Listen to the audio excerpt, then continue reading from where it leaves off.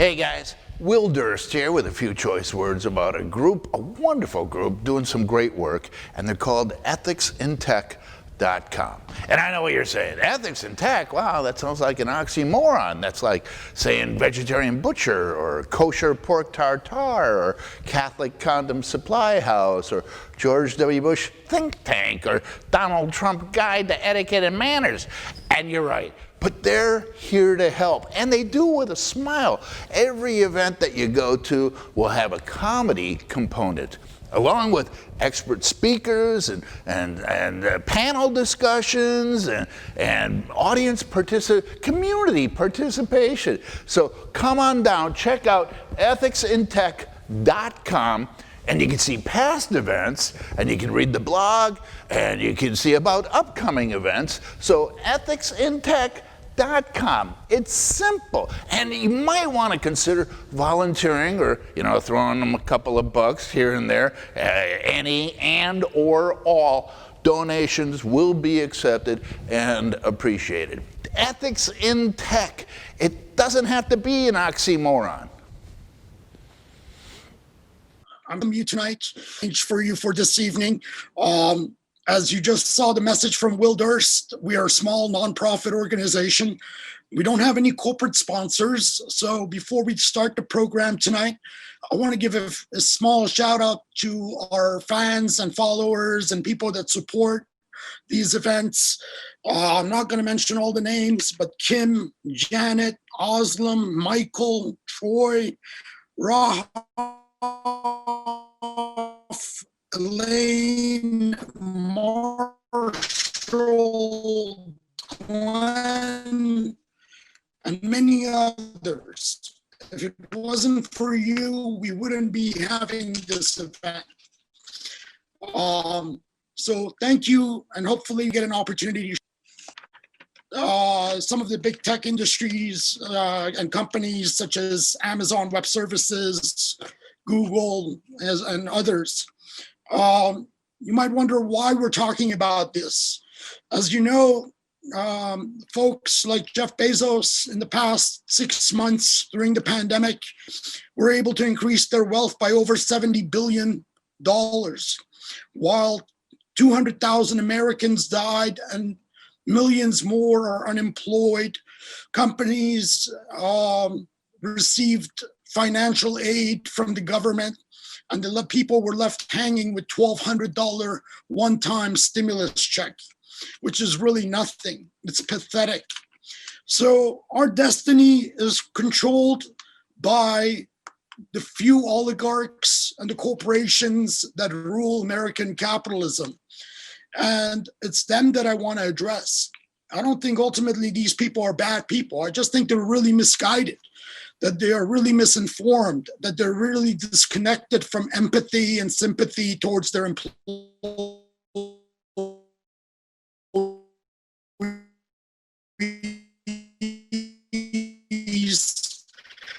towards the society they live in and the culture around them. And, I'll be talking specifically about my experience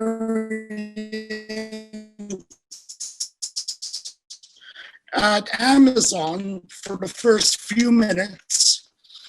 And then we'll talk about, you might find principles by I started at Amazon. I joined Amazon as a senior alliances manager for big data and analytics in June of 2015. I left Amazon in March of 2018. During that time period, the first year, I had 4 different bosses. I was responsible for managing the go-to-market strategy with some of the Amazon's biggest and largest strategic partners when it comes to data and analytics. There was a team, of course, that supported me. There were segment leads, there were product leads, there were people that supported these endeavors, but I was the one that was responsible for the end relationship with companies such as Splunk. After 6 months of my employment and my second boss at Amazon,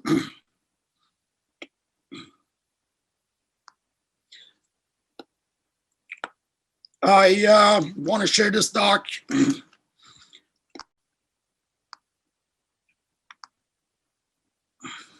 Splunk names Amazon the partner of the year. Here's a picture of me receiving that award on behalf of AWS, acknowledged by Splunk for my work, as well as acknowledging the team's effort at AWS that helped Splunk and their go-to-market strategy. This was, as you can tell, in March of 2016, 6 months into my employment at AWS. About 3 months later, if you would play the video, this is Doug Merritt and Andy Jassy from CEO of Amazon talking about the relationship between them and the importance of the relationship. So let's play this Brofest for 3 minutes or so and kind of give you a sense of what I was doing at AWS. To be here with Doug, who's the CEO of Splunk, and Splunk is a very important partner and strategic partner for AWS, and we're excited about what we're doing together. Our partnership with Splunk is incredibly important for our customers, and one of the things I appreciate about Splunk is that they didn't try and defend the old guard model when the cloud was evolving. They saw what their customers wanted, and they moved quickly to adopt the cloud and make that a reality. And their customer obsession is one of the many reasons we really enjoy partnering with them. Well, thank you, Andy. One of the things that we love about AWS and Amazon is how customer passionate and obsessed you guys are as well. It's been really interesting to watch how the cloud has evolved over the last several years. And there's been very rapid cloud adoption, and yet there have been many naysayers who've argued the enterprise will never meaningfully use the cloud. And where we've evolved to is that the cloud has become the new normal. And companies of all sizes are deploying new applications by default to the cloud and moving as many of their existing applications as quickly as possible to the cloud. And the question has stopped becoming if and really become when and how fast and in what sequence these workloads are moving to the cloud. And in every imaginable vertical business segment, enterprises are using the cloud in a meaningful way, whether it's financial services or healthcare or manufacturing or consumer packaged goods or media or technology. They're all using the cloud, and they're choosing AWS for a few reasons. First, we have a lot more functionality than any other infrastructure provider by a large amount.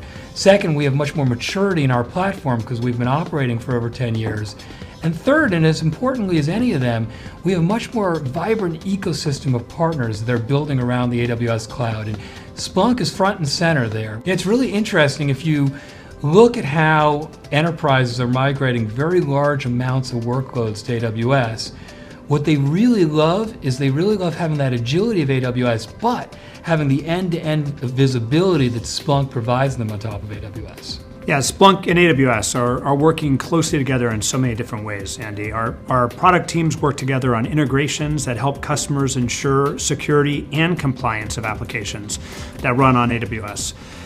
We help ensure applications uptime and performance on AWS, and we help them manage AWS costs in real time. We do this because you guys provide such great services from AWS, such as CloudTrail, AWS Config, AWS VPC Flow Logs, and AWS Billing. Our go-to-market teams are working together to highlight how joint customers such as Adobe, Autodesk, and FINRA gain end-to-end visibility across their entire AWS environment using Splunk. Autodesk is one of the examples. It's one of our joint customers who's able to instrument their usage of the cloud by centralizing all of their data in Splunk and leveraging CloudTrail and Config. Now they can see super easily what's being created when and how quickly. So I was not just responsible for managing the Splunk relationship. As you saw, it's a big bro fest. They love each other. That video was shot a year to the date that I was hired to manage that relationship. I was also responsible for relationships with Tableau and other ISVs, and they also awarded Amazon the Partner of the Year. Basically, after my fourth boss within the first year, they put a lot of pressure on me at AWS to a point that physically I could not walk and had some back issues, and I was hospitalized. Unfortunately, when I was hospitalized and I couldn't go to work, Amazon's management, instead of trying to work with me, what they did was go around my back. And what they did was, here's a section of the book that I wrote about Amazon that I'm going to share. And it's an email from a colleague of mine that sent out to me while I was on medical leave. It says, D, I spent some time with J, Y, and M yesterday. Both mentioned challenges I have working with Vahid. Not sure where that is coming from. Just to be clear, I have no issues working with Vahid.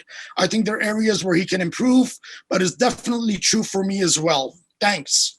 That was one of my colleagues that spoke out and actually sent me an email telling me that behind my back, while I'm on a medical leave trying to get treatment, Amazon's executives are going behind my back to try to find something in regards to my performance.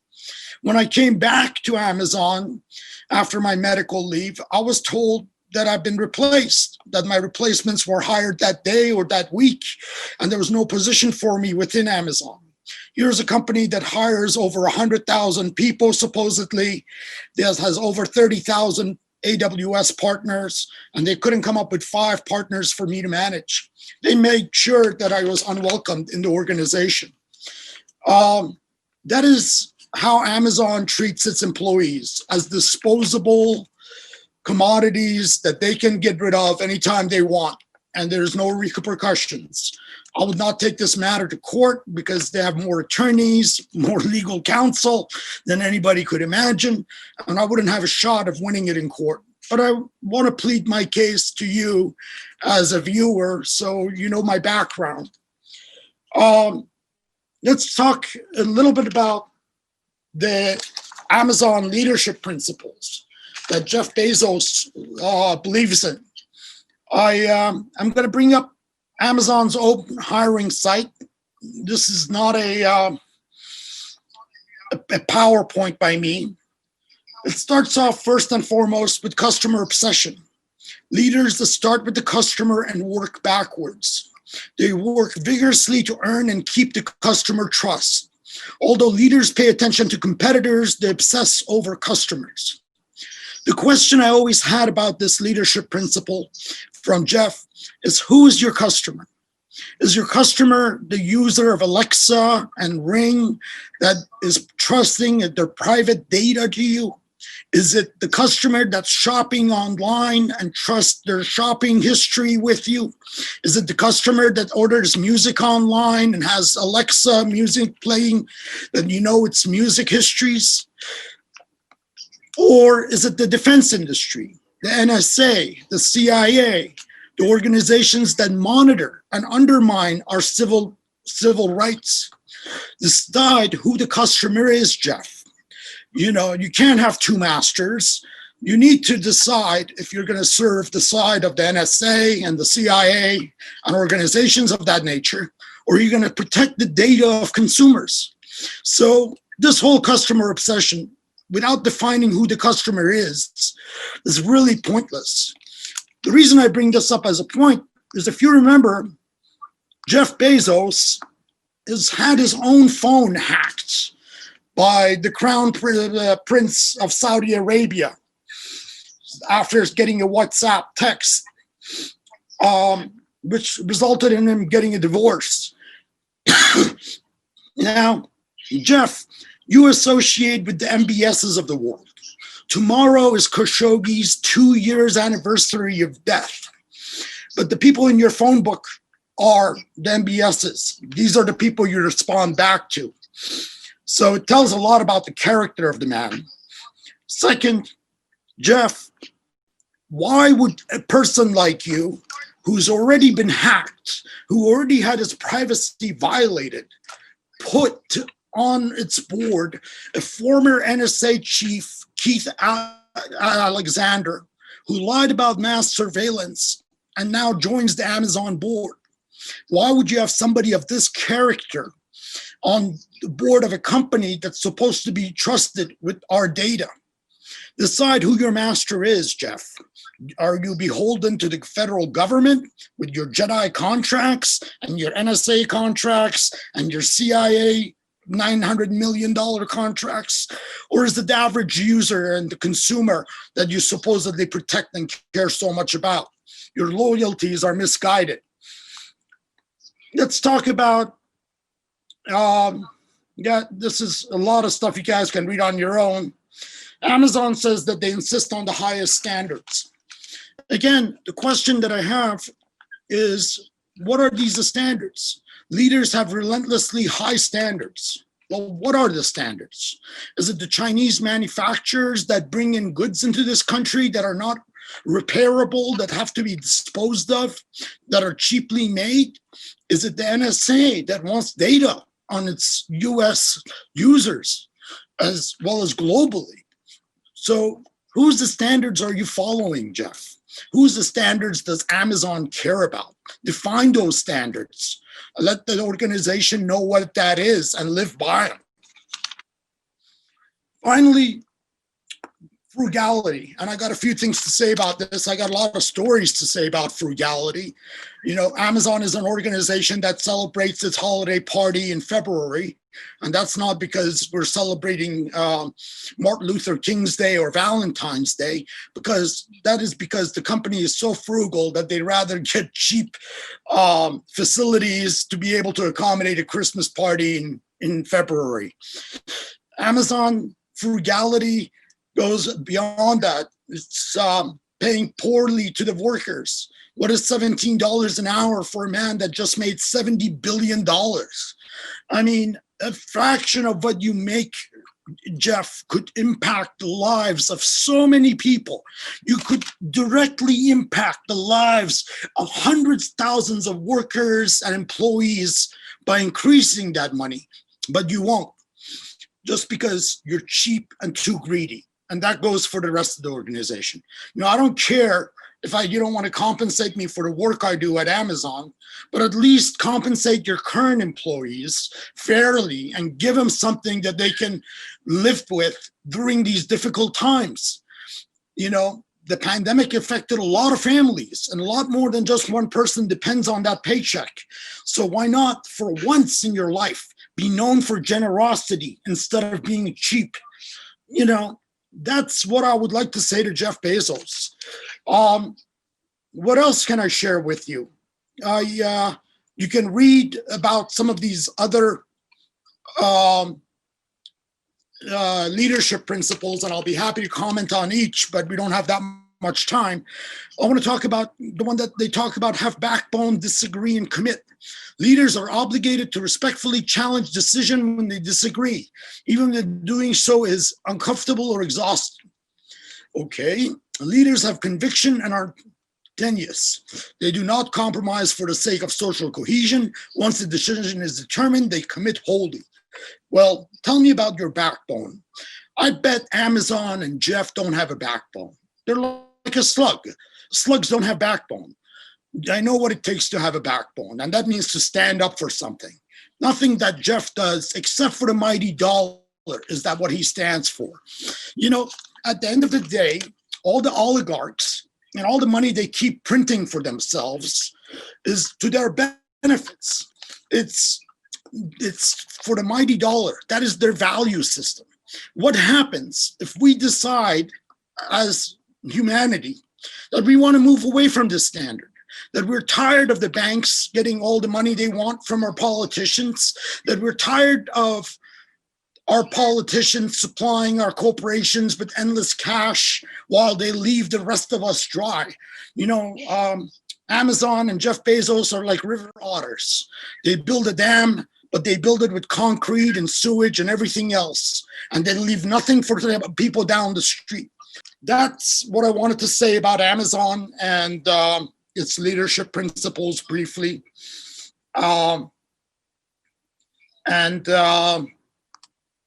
There is more that I can talk about, but we have a very short time during this presentation.